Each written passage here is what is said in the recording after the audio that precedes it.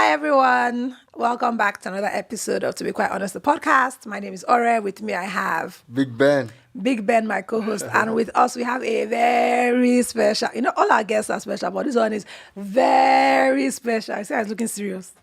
Yeah. In fact, if you're talking about, let's just give you guys a clue. When you talk about real estate advisory in Lagos, Nigeria, He's the one. this is the man. He's the one that I'm thinking of. If you don't have the industry, like nobody's touching him. Yeah, if you're a developer, you're thinking about what to develop, where to develop. This is the man. If you're looking for the roadmap on how to start as a developer, okay, it's him you come to. You can agree. Let me tell you, why you're not even denying. Why you're not even denying? That means your leg is strong. You're not even shaking. I'm super excited to be here. So yeah. Oh, thank you. Yeah, we're more excited to have you with us. Thank you for having me. You're a big voice in the real estate space. Really? Yeah. Yes. I mean, you even have a big voice. He has a big voice, but he's a seasoned. Right? It's like when you say industry leaders. Yeah, exactly. This is one of them. Ayo, I mean, we're not. No pressure. We're not excessively blowing your trumpet, but this is the word on the street. He knows basically, right? He's not uncomfortable with the washing because he knows it's true. Yeah, as if I lie, he'd be like, "Hey, they should not catch me outside." Is the water clean? If it's fake now, I say, "Hey God, I hope they have not gone to oversell now." No, but nothing we have said is a lie. So no, but I mean, Mixta isn't a small organization. Did I just lie? Are we talking about me? I didn't lie. We're talking about our guests. No, that's not joint issues. And I have a very strong team. No, I have people behind me who make my work look. I just wear a jacket, wear a nice shirt. Oh, this is ironed, and then I just come out and I look good. But I have a strong team behind me. He's even humble. He's giving credit to his team. Tell us more about you. Okay. I believe we have some people who would just be meeting you for the first time. Okay. Sure. Yes. There's always that. So my name is Ayo Ibaru. I am Chief Operations Co-founder, North Coast Real Estate. We are a research-driven advisory firm. We're privately held, based out of Lagos, Nigeria. And we typically work with local and international clients.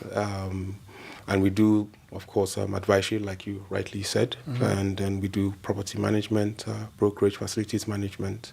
We do a bit of industry engagement, conferencing, etc.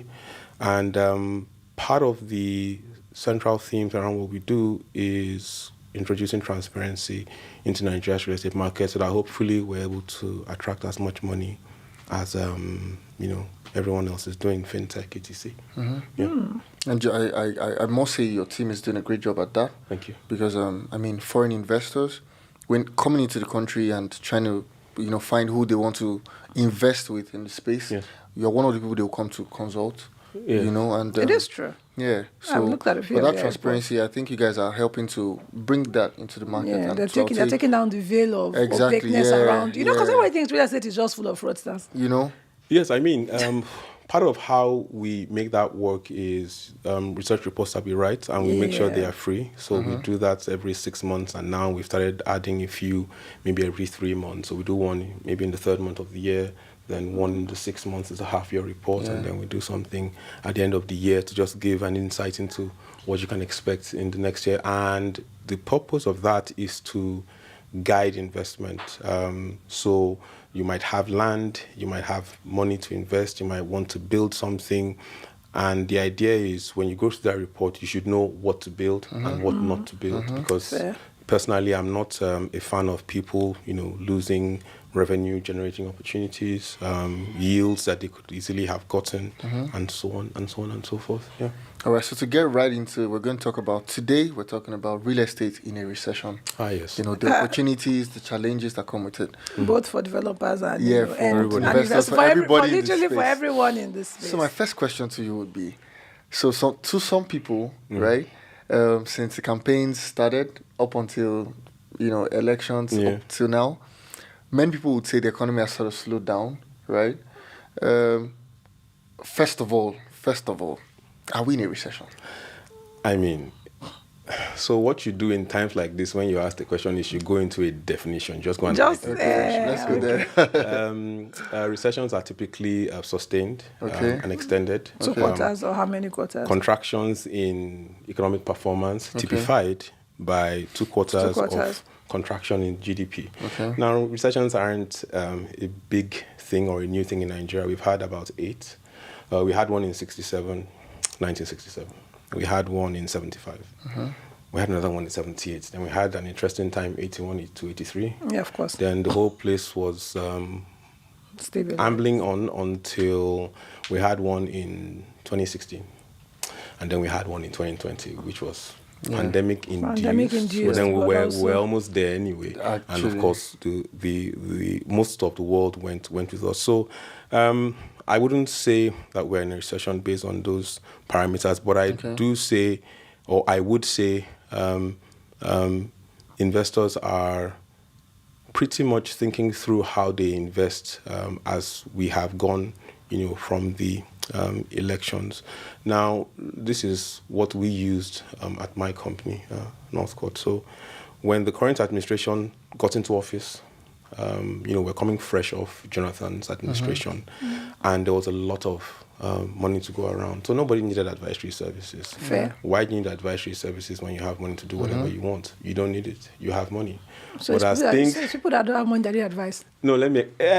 Not exactly. No, because there's opportunity cost now. You need to know where to put it. It depends on how much money you have. Fair. Yeah, because if you have a lot of money and then you can go back to the source and keep getting more. There's no need to. Even if you go for advisory, you end up doing What you What's on want. your mind? Thank you very Okay, much. fair Now, enough. fast forward 8 years, people almost don't take a step without speaking with their advisors. They don't, except it's a small amount of money, if it's a significant investment. Again, players in the investor market have started gravitating towards certain kinds of assets. By that I mean, in the good old days, in the past, residential was what you did. They were still good. Yeah. Now Those days were still you good. find people open to the idea of building a hospital now, building a warehouse now, building an inner city warehouse, building, a restaurant. You find people open to those ideas. In previous times, Mostly it was strictly residential, So- and even those that are doing it now, are still getting advice. Yes, please. I want to ask, when you say, this is very interesting because I would say there's nothing purpose-built in Nigeria. Everything is residential that's converted. And I tell you, when you go into Lekki, Yeah. the whole of Admiralty were houses. Yes. They've broken down the front window and made them Converted like them, show. yeah. So Brilliant now, observation, What yes. I want to find out is it it's like when I say the good old days were only residential, or is it that now there's now no space for residential again? Like we cannot convert anymore. Yeah. We are then forced to build those things. So you've pretty much brought in two main concepts into what you just said. First of all, we have the thing around gentrification, which is because of demand, it just makes more sense to change use. But then if I connect it to your question around if we were in a recession, all these conversions you saw got a boost in 2016 where we couldn't afford grade A offices that were charging us per square meter in dollars per annum, anything from $350 to $1,000, to $900 per square. We couldn't afford that, so we were converting. And so you saw that in the city centers where a lot of people stay. So you would see that in Lekki, rightly, as you said.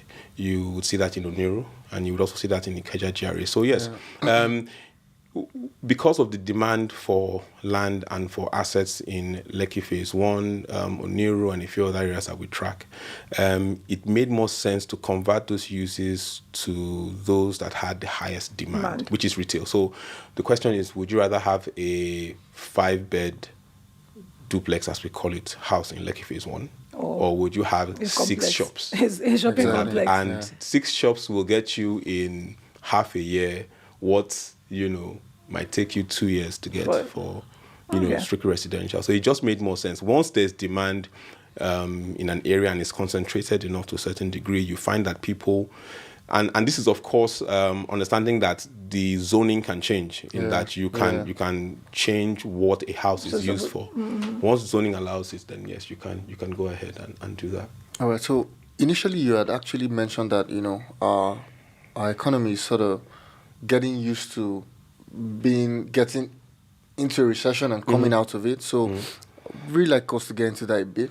So what opportunities come up whenever we are in such a time, or when we're approaching such a period, for buyers, for sellers, for investors, for homeowners? Everybody, basically. For everybody, basically. Okay, so The way the real estate market works from an investment time frame perspective or horizon perspective is each sector is in cycles. Okay. Or the market itself is in cycles, and these cycles span anything between 3 to 5 years, depending. And you start from the peak where there's a lot of money to go around in the underlying economy. So all assets are seeing income, are seeing rent paid on time and all of that. And then the economy starts to slow.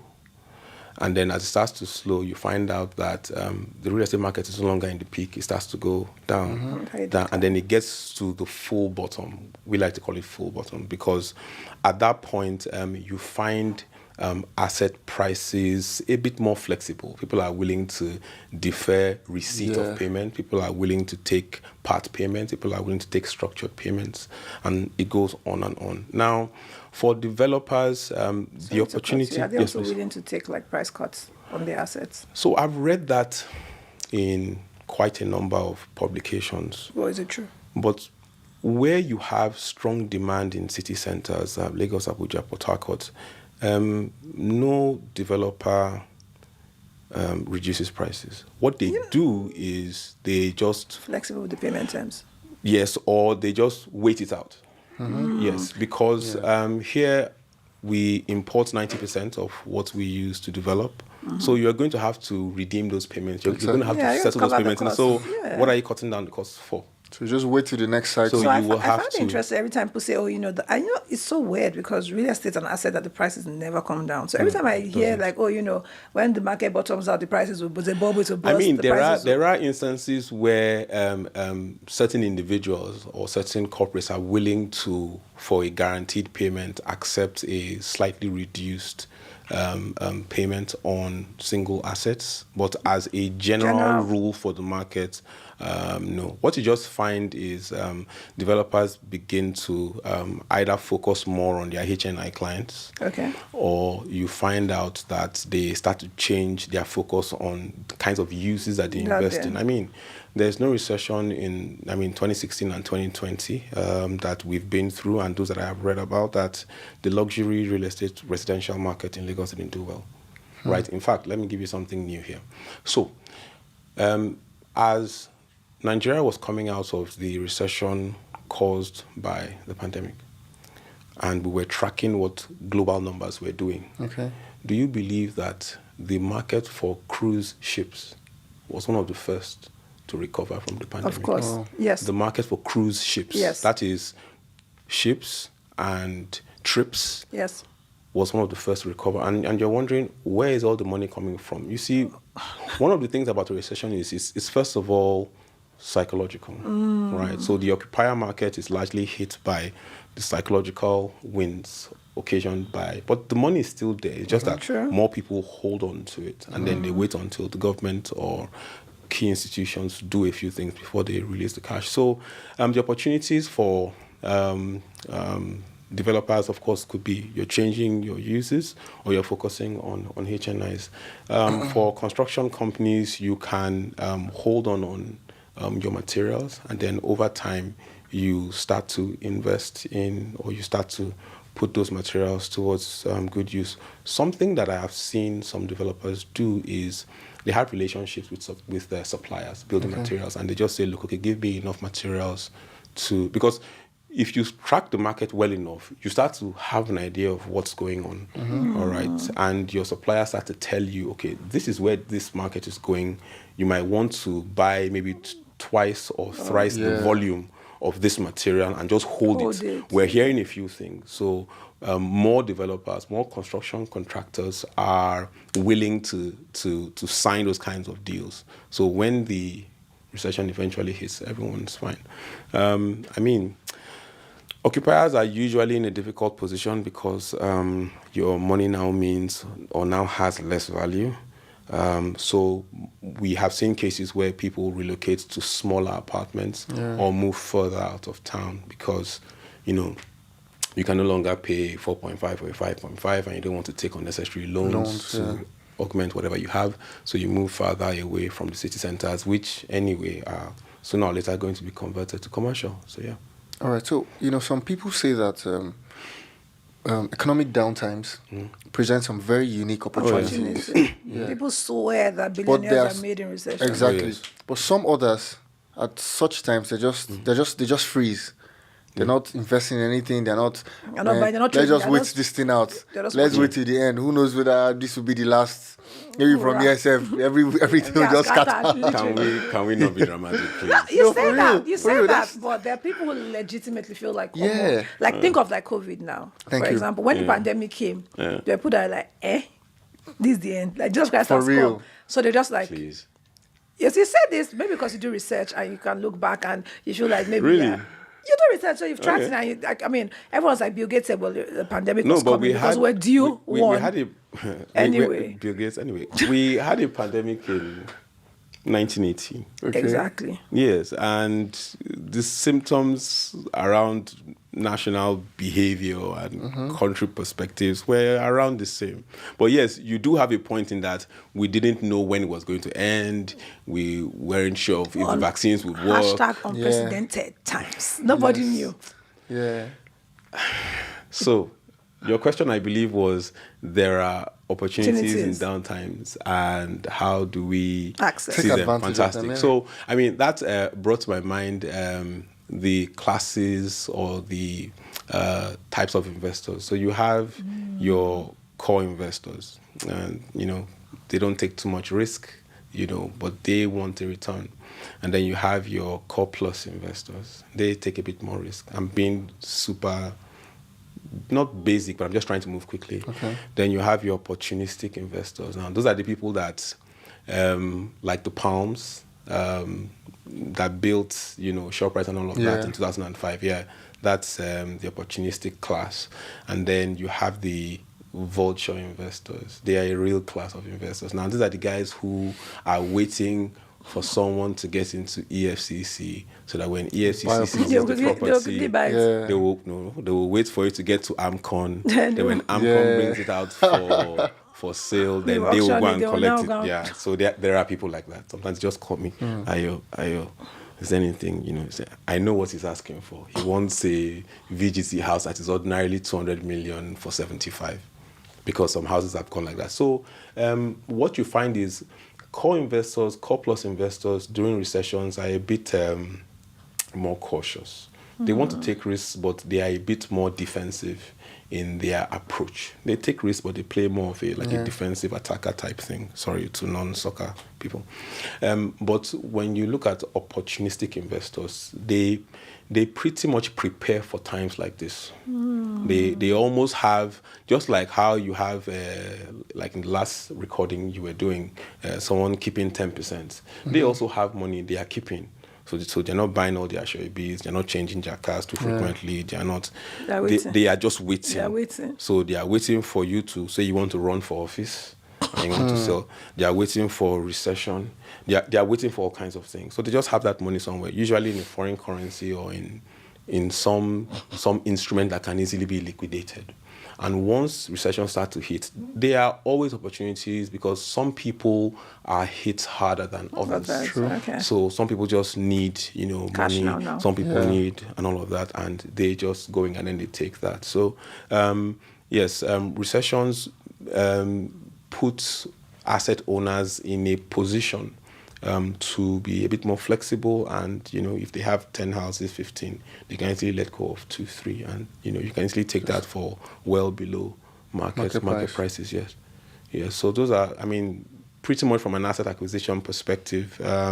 Again, for developers trying to pitch new projects to investors, this is an opportunity now to sit down and really think through your strategy, look at how the market is going, try and project what the highest and best uses will be, over the next 2 to 3 years, how our user behaviors and changing. And that's where, people like us gets quite a lot of work, and so on and so forth. Yeah. So tell us, you're saying like developers the next 2 to 3 years, what the market's going.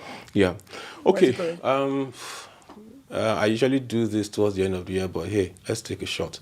So the first thing is, as you all know already, this is mixed. Gated communities are a a leading development class. They emphasize security features, which is critical in Nigeria's cities. Warehousing isn't going away anytime soon. Now, especially if it's grade A warehousing. Now, the trick with that is you have to have partnerships that are willing to sign off and partner with you, so that the cost is spread, and then occupation is guaranteed. You have off-takers, at least 40%, 50%. So better still if it's inner city. So if you do have space, it's something you want to think about. Anything from 5,000 square meters, you can just stack it. Okay. Yeah, or 10,000 square meters if you can get it designed right. Healthcare is one of the most underserved areas right now in Nigeria. Healthcare isn't going anywhere anytime soon. Again, we were reminded of that by COVID, diagnostic centers, cancer screening, oncology and all of that. So healthcare, warehousing, gated communities. Yes, so grade A retail is something of a trick, because you want to charge in dollars for international distributors and retailers, but you earn income in Naira, so already you're on the back foot. So what you want to do is do a mixed-use development, and so you shock your grade A asset with a bit of residential, a bit of office, play areas, and these are general statements. Depending on the area, I would have to do a bit of detail assessment, but that's what I think developers are going to be doing in the next 2 to 3 years. If you don't want too much trouble and you're developing in Nigeria, just go into residential. Don't stress yourself. Don't stress yourself. But if what you're thinking about is high yield, high returns, then you are now spending time discussing, assessing, reviewing warehousing, healthcare. Because healthcare demand is really high in Nigeria. We all know Evercare in but what I find so and then student housing. Yes, please. Student housing. There's no space. Where? In inner, if you say you want to put a hostel, are you going to put it inside like you want with Evercare? So what I have found is this: the demand for healthcare is so strong, and the need itself is, you're not going to watch John Wick 4. Yeah, you're not going to buy ice cream. It's healthcare. It's life or death. So you find that people are willing to cover distances. They can travel. They can drive. What we have to focus on is the quality of the assets, the partnerships, and the maintenance, and of course the services on offer. Once you have those, and then of course you build on that, you find out that healthcare can really be a strong revenue earner. We don't need to really go too deep into what happened during COVID, but most of the hospitals that I know of, and I know quite a few, were stacked. They were stacked. That's in Lagos, that's in Ogun State, most of Abuja, most of Port Harcourt, most of Ibadan, the major strong enough hospitals. Is it possible that the healthcare side of real estate is underserved because first of all, how many Nigerians can really afford a place like Evercare? And again, with hospitals, right? I live in Ajah right now. It's true now. I live in Ajah right now. You're going to hear what I'm going to say next. But my son's hospital is in VI here. Yes. Do you understand? Yeah. So for the most part, people who can afford it can cover distances, like you said, but they go to verified hospitals with track records of successful operations or whatever. Right? So for people who are looking to come in, and we don't see a lot of franchises, within the healthcare space like that. So I can't take advantage of Evercare's existing reputation in the market. And go and build one in Awuyaya or That's something. a very strong point. So except how then? How am I going to use my land? Yeah, how then? Can I? Yes, go you ahead. can. So annual healthcare tourism by Nigeria is, last I checked, $1.8 billion. Okay. That means, let me try and flesh it out a bit. That means that Nigerians as a people have $1.8 billion to spend on healthcare. To treat themselves? Okay. That's the first thing. Now, the second thing is, who can guess where $850 million, I think my numbers are right. India. India, thank you very much. It's not Europe, it's not the US, it's India. Now, what you find is when you look at the Indian healthcare system, it's one of the most well managed, but it's easy to replicate.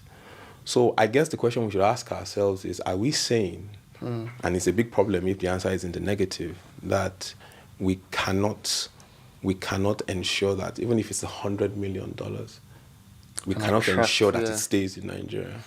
And the 1.8 billion annual is just by official expenditure and documentation. It's probably more than that. So we have the money to spend. That leads us to the next point.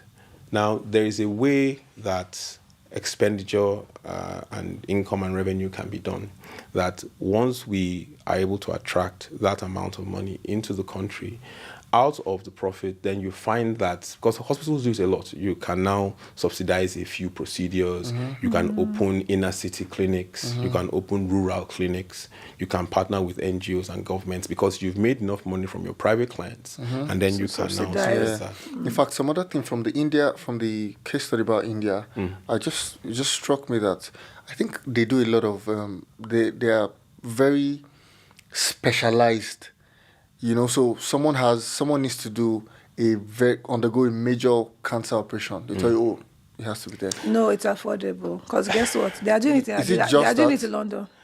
Anything they are doing, in America. It's just twice the price. So the thing with India is, India has had to, how do I put it down? They've had to get really good at whatever they put their hands on. So India now is, last month was has overtaken China as the most populous country in the world. It's 1.4 billion, thereabout.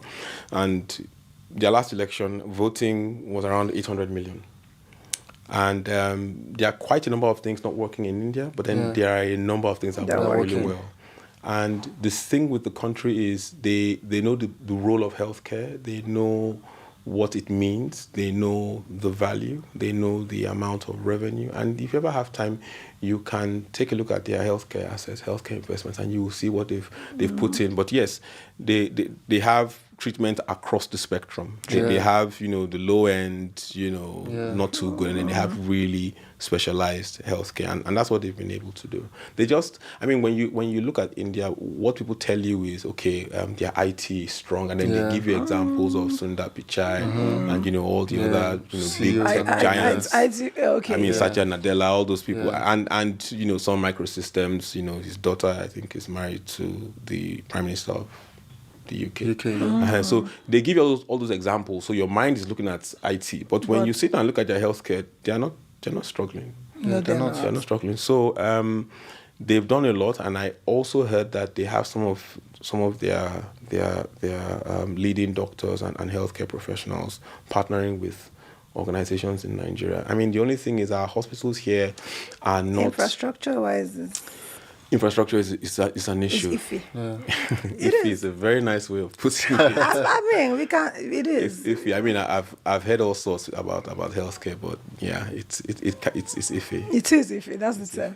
So my next question to you would be: so for people with quite a number of assets in real estate, is there a way to sort of hedge your assets against recession? Not exactly against recession, but is there a way to protect yourself when we approach such a time so that your yields don't drop so much that it affects your lifestyle, and maybe other attendant realities around you? One of the beauties about property is it's a store of value.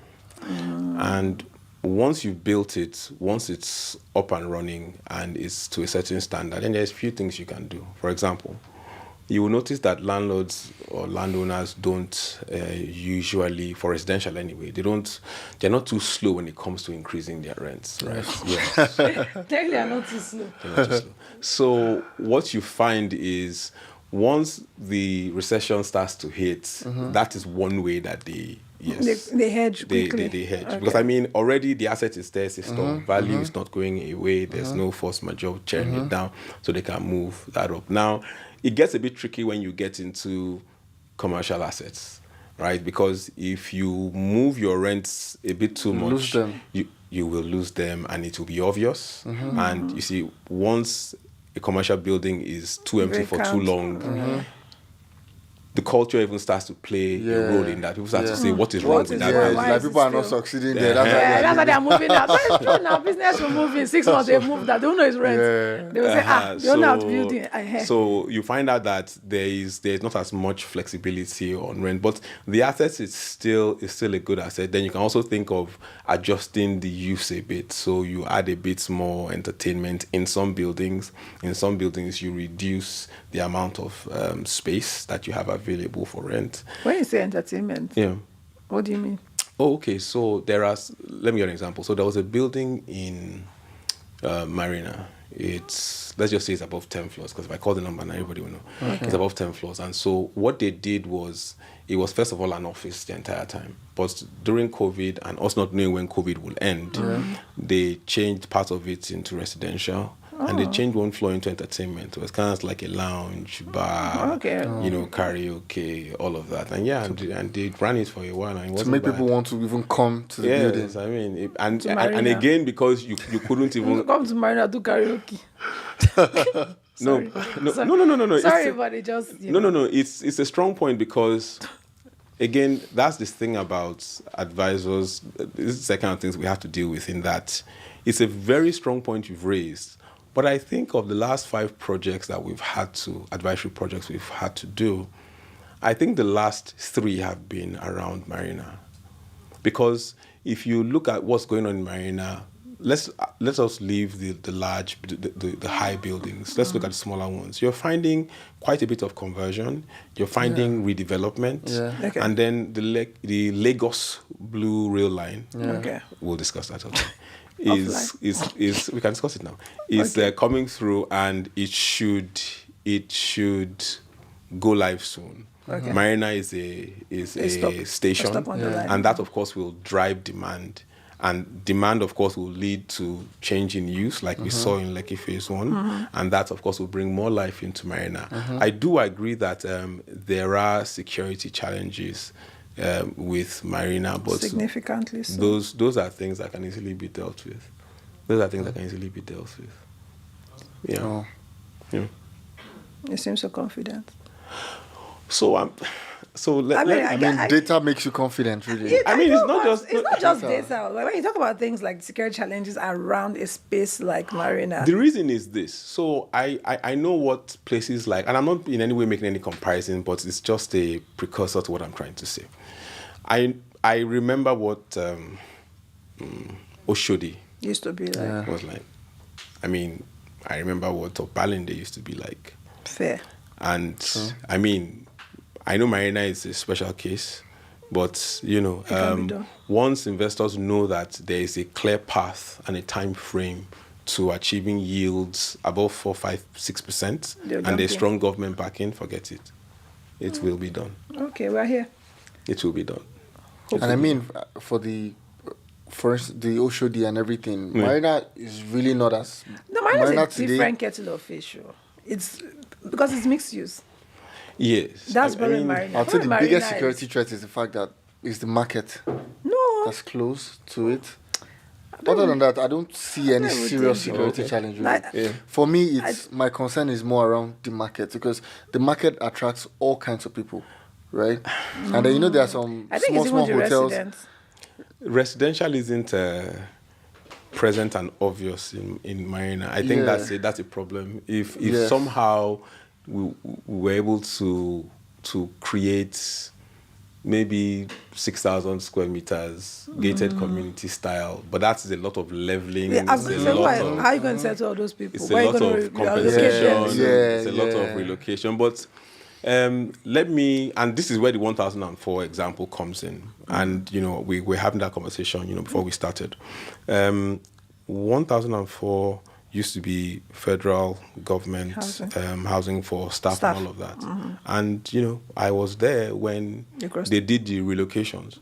It wasn't fun, but I was there and I saw it, and I know that if they use that, they shouldn't use that template. But my knowing that template is available is part of where my confidence is from, right? Okay. So you have a safe place where you can take the residents to, and that should be followed to the letter. You can just take them there and create a good place for them, and depending on what the stakeholders agree to, you can make it work. Okay. So great. Back to the issues back to my question on recession. So yes, when you're taking advantage of opportunities that come up, then yes, right? There's a knowing as well that things will not always remain like this. Some things happen and we're here, but everybody, government, private sector, everybody's working to get us out of this, right? Yeah. So how do you take advantage of the challenge, the opportunities that come up then, without setting yourself up for being cut down for newer challenges when the economy recovers? Okay, so I think the first thing you want to do is be cautious when it comes to the kinds of opportunities you take in the first place. Okay. Yes, and I have an example. So we did have a client who had a project that they wanted to do, and we felt this was the way they should have gone. They felt otherwise, got into trouble, came back 3 years later, and we are back to it again. Now, there will be quite a number of opportunities in every recession. Now, what you want to do is ask yourself, the typical framework is this in line with the client portfolio objectives? Is this the right time horizon? Are the right parameters in check? What are the macroeconomic variables? And so on and so forth. But what you want to ask yourself is, what's the amount of complexity I'm getting into? All right, and you want to avoid that. What I found that works is the simpler the opportunity, the more straightforward the opportunity, at least in the short term, the more likely it is to be a good opportunity. And so you take that. Once you see that the economy in general is improving, it then means that people start to make careless errors. Yeah. Okay. So you still wait, and then you allow that tide over. And then after that, you can now start to, take out more risk. But once you start finding excess in the system, know that a correction is coming. Usually, yeah. So once you start finding people, doing things like, 8-room apartments, building all kinds of things. There are things we look at. I'm just trying to, Once you start to see that, know that we are getting to a point where, a recession or some correction is coming. So you want to be very objective about the opportunities you take. You want to, especially in the recession, you want to be a bit cautious. And of course, you need to reach out to your advisors. There are different advisors out there. You can reach out to me, but there are others out there. We'll reach out to you. You need to reach out. No, because, I wasn't this confident about a decade ago, because nobody listened to advisors then. They're saying, what do you know? How much do you have? What school did you go to? And all of that. But now, where people have seen that there's value in what we do, it does make sense. So, yeah. All right. So, speaking about cycles in real estate, this is just before we wrap up. Okay. You talked us through the different cycles, right? So, which cycle is a buyer's market? Which cycle favors buyers and which cycle favors sellers? Oh, the down market favors the buyer. No? The down market? Yes, the down economic. Yeah. Okay. So what that means is when the economy is bad, when it's really bad, that's when you should be buying. Okay. Yes. And then you sell when the economy is doing really well. Because people have money to buy. And then when they buy from you, you keep aside a few coins, as we say, and then you wait again.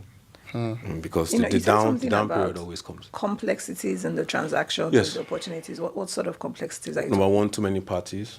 Okay. So like you want to buy a house, 5 people own the house. No. Too many people, and then of course, if it's property and land, then the legal title is the first thing. Okay. Once the title is too complex, that's even the standard for any transaction. The payment systems models, too many parties, that's also a problem. As in you split the payment to 5 people?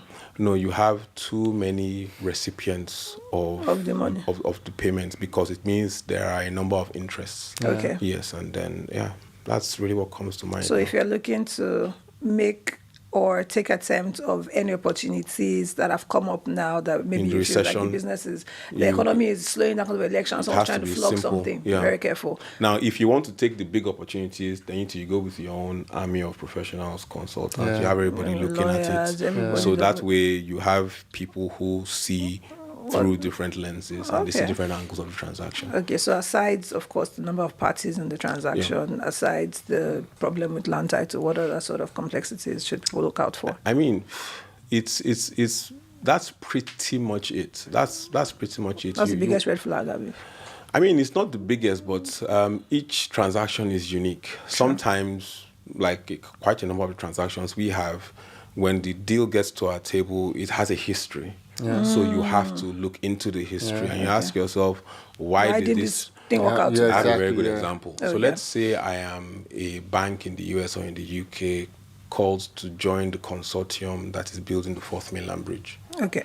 One of the first questions I'll ask is, okay, the last consortium that had solid powers, not players or powers.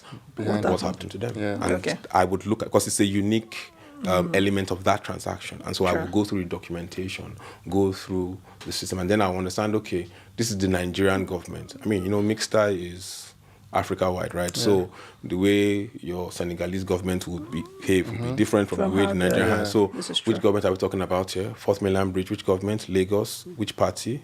Which state? Yeah. Oh, okay. The last people that were there, what happened to them? Bank of America, JP Morgan, all of them, they left. Okay. All of that I would put into my framework and come up with a decision. So there's also the genealogy of the transaction. Okay. Great. That's really good to know.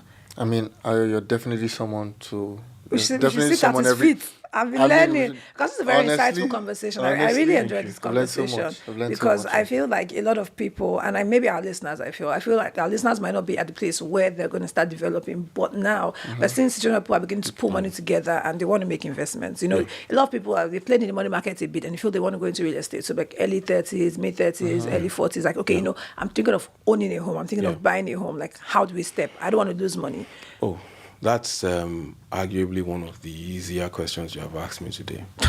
Okay. It's you always start with land. It's land because land does a number of things. Step 1, buy land. It brings you into the discipline of how property transactions work. Okay. They are not always in fact, they are rarely cut and dried. You have to be familiar with the regulator. You have to know how the process works. You have to know the value of money, payment terms. You have to know, very importantly, how to keep your passions down when you think you have seen a good deal. For example, a friend of mine calls me to do a training, big-time banker, top 4 international banks in the country. And he says, okay, what do I think about this deal? I say, give me a week. Let me talk to my lawyers, talk to my people, and hear what they have to say. And then he calls me 3 days later and says he has spent money on it. I said, wow, okay, be good to you. And then I move on. And then a month later, I see a missed call. I say, a month. It took you that long? Okay. So, and of course, as projected, he had been what's the word we use now? Swindled. Okay, so he had and it's a common thing. Sadly, you see a good deal, you think it's a good deal. If you don't buy this land, you won't buy it again. So if it's too good to be true, usually it is. I mean, that's one way of looking at it. I think the other way of looking at it is just give it some time, right? Just I hear people say, buy land, you're not making any more of it. I mean, what if you're buying a court case? I mean, I have friends who are looking at property cases 20 years. In fact, they handed over the file to them. Oh, okay. So you have to look at land as, am I buying a court case or not? Or am I buying a future investment for my children that I can use to pay their school fees in Harvard or something? And so on and so forth. So I would recommend you start with land. It does take you through the rudiments. It does give you an idea. And you see and hear the kinds of mistakes that people make. And again, this is funny, but our people have a sense of pride. It's less embarrassing. For example, if I say I bought land give me a far-flung location. Where do you like your Ekpe? It's not far-flung, but I'll go with you. Okay. No, let me go with you. Okay. If you say you bought land in Ekpe, they'll say, give me high five. Give me 5. You're an investor. Now, if you say you bought a 3-bedroom house in Ekpe, you're like, to do what? Except it's the one that Mixta did. Like, first of all, I just need to say that Lagos New Town is not Ekpe. I watched the video again this morning. It was solid. Thank you. YouTube. Thank you. Thank Solid. you. Thank you. So don't be saying things like exact ones Mixta. Don't be trying to be funny because you know it's not true. No, but it's true now. That's what I was saying now. Except Mixta's own. The other ones I don't know. It was sounding a bit sarcastic. No, I can't be. Mixta stuff is good. Your boss is my come on. Okay, good. Now, so if you say you bought land in Ekpe, people are like, yeah, you're an investor. Oh yeah, take high five. Now, if you say you bought a 5-bedroom house and it's not in New Lagos, okay, it's outside, people will be like, they'll start asking you all kinds Are you of from questions. there? Is it a family Was it home? 10 million? Who is the person? Who is it this? Who is it that? So that also plays because people want to say they own things, but it's all part of just being a starter, a beginner in the process. So you buy your first plot of land, you put money together, then you learn the power of cooperatives, groups, pulling money together, and then you start to build your own network. I saw one land somewhere. Do you have 100K? Let's put 200K, 300K, and then you start to build like that. Then you now make the leap into buying houses. What it is a leap. Buying a house and buying land are two different things. So that's where you start. Okay, great. So if you're listening and you want to jump into the real estate market, you heard from the genius, you heard from the veterans himself. They've said that you should start with land. And I think that makes sense because it's sort of like low stakes. Yeah, exactly. With all the condiments that would be in any other real estate transaction. Yeah, it helps you understand things you need to do. You just go through the process. Yeah. So the lawyer says there's something wrong with the title. You ask him what is it? You send it to a second lawyer. You say, okay, this is what's going on. You go and see the site. You see water here. You ask what's going on. Yeah. You see, I mean, it's land. So nobody expects, you to perform wonders. It's land. So you ask questions. You're familiar. You see trucks moving around. Why are these trucks moving around? Why is someone building here? And you learn yourself. Okay. And then after a while, All right, so I think that's very key. So I really like that you said that because I feel like every time we do this podcast or we do like the episodes, we really want our listeners to take something away. Yeah. So I think we've taken a lot away, but it's just great that a lot of people have seen like the first step on the stairway or like the first rung on the ladder is if you want to enter the market, you should start with land. I think many people already do that, but they don't exactly say like this is the way to go. There's no clear path now. Yeah, there's no so clear it's just path. like, okay, I'm investing. People say we should put money together, but you spelled it out. So okay, if you do land, then you do like a pool, then you can now say, okay, you want to take the leap into and don't be in a hurry. As I said, be patient. And some of the land plots you buy today, you're selling them in 3 years anyway. True. You're not going to hold them forever, and it's just understanding how the process works. And again, maybe because of the marketing, out there, one is tempted to believe that property transactions can go on and be completed in a year. You can make 20, 50, 80% profits in 6 weeks and all of that jazz. But when you sit down and think about it, it's really, you see, when we're talking about property investments, it's one of the longest lasting investments. I mean, over 80% of the world's wealth is held in real estate. It's a fact, right? And the total value for real estate transactions as of last year is over $6 trillion, right? So it's a lot. And it's not, I know we romanticize it a bit, and it's good to do that to an extent, but it's really what people use and it's what you build your future on. So you can as well just give it the attention it deserves. Okay. That's good. That's really good to know. Yeah. All right, thank you so much. A lot to unpack today. I really like this episode. Yeah. I think Ayo is loaded. I don't want to say this like my best because I'm all of them best. No, I don't say that too. Your other guests will not come. Guess what? All my guests are my best. But I really like this episode because I feel like there's so many things, especially if you live in Lagos, if you're interested in the real estate market, if you feel like, I don't want to read a report. Yeah. Right, so it's like very high level, like an overview. So if you then pick up a report later on, you kind of have a general idea of if you want to sink your teeth into like some more meaty information about it. But this is a really good. I think a lot of people will refer this episode for like beginners in the real estate, people that want to do and all that jazz. Exactly. But and I think it appeals to a large range. So it's been really good. You've been a fantastic guest. Thank you. We can't thank you enough. Thank you so much. To our listeners at home, thank you for rocking with us. Till next time. Bye. Bye-bye.